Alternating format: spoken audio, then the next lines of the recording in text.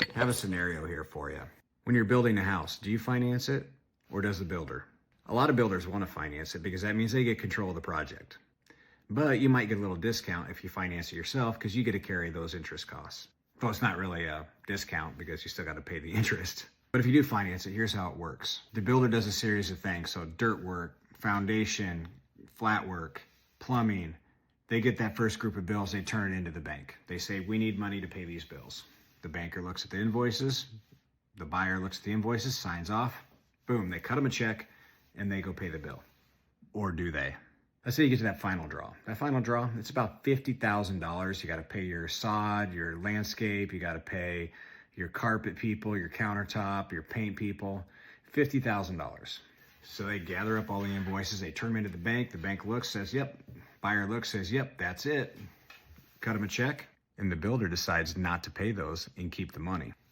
Oh, but whatever do you mean? I mean, they stole the money. Well, how does that happen?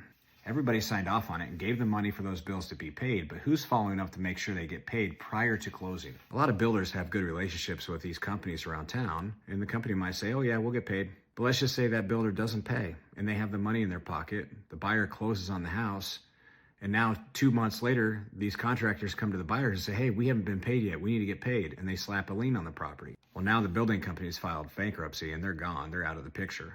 Who's gonna collect that money? So let's say you built that $500,000 home, that last draw is $50,000.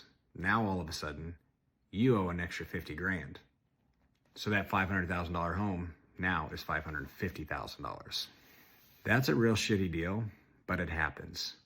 I feel like somehow we need to have more checks and balances when the buyer is doing the financing of a new construction home. I don't know what that looks like. The bank basically needs to become an accountant for the builder because they would have to write the check to each one of those invoices for them, and that becomes cumbersome.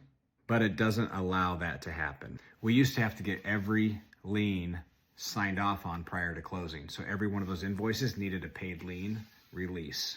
Apparently they quit doing that, and that's when the bad things happen. We need more checks and balances.